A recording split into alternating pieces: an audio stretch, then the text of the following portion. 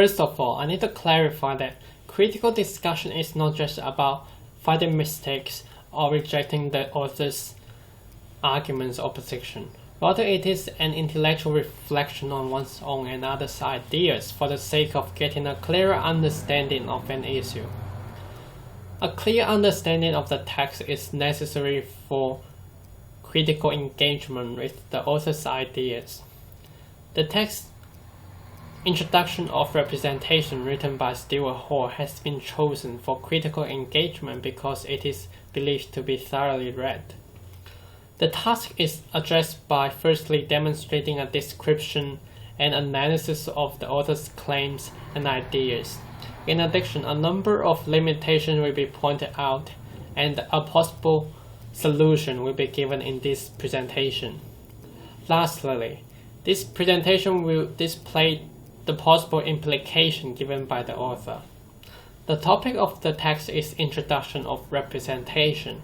The author Hall focuses on dealing with the questions of representation in different ways under the guide of the circuit of culture.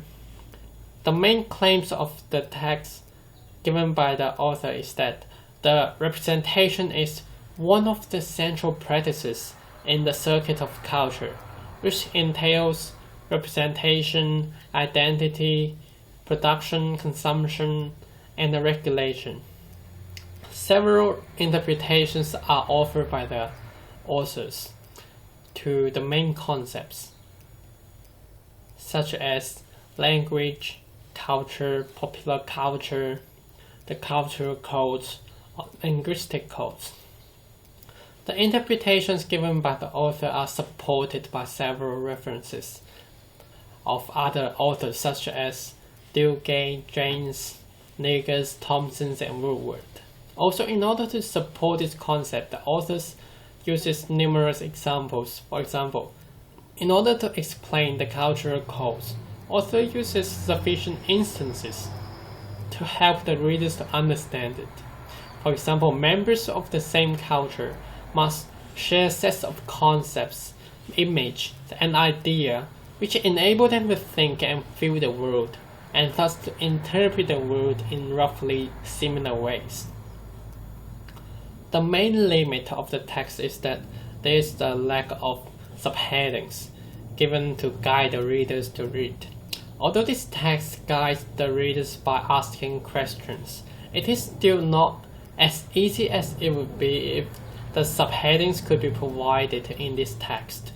Only in this way could the readers have a better understanding of the interaction among the culture, language, meaning, production, and representation more easily.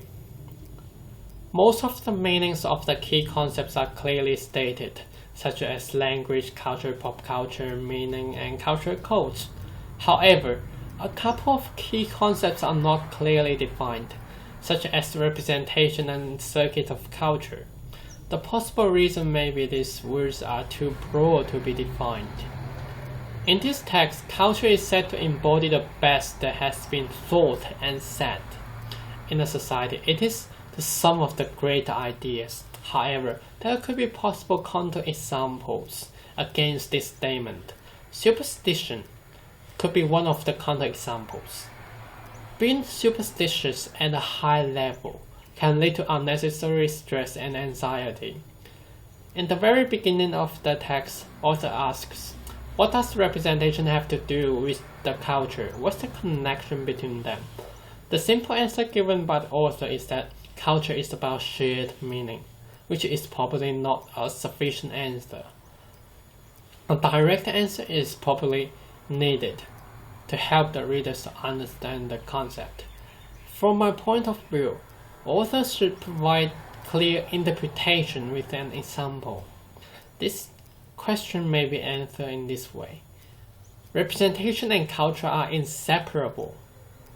For instance, objects and people do not have a constant meaning, but their meanings are shaped by humans in the context of the culture, as they have the ability to make things mean something. Representation is simply the process in which such meanings are constructed. There is a possible implication given in this text, which should be pointed out as explained by the author.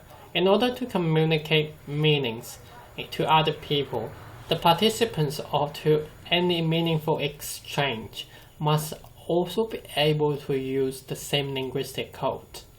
This implication can be used in a second language acquisition setting, in which even though a person may acquire perfect language skills in his language, it is still unlikely for him to acquire the linguistic code or cultural code. For instance, he may be unable to understand the native speaker due to the cultural differences. In conclusion, although this text has provided the readers a number of interpretations of certain concepts, such as language, culture, and the cultural codes, which are essential to explain the circuit of culture, it can be still argued that there are numerous limitations or flaws in this text. Firstly, there is a lack of subheadings, which can help the readers to understand this text more easily. Secondly, a couple of concepts are not clearly defined, such as representation and circuit of culture. Thirdly, a counter example can be given to against the statement given by the author, such as the definition for culture.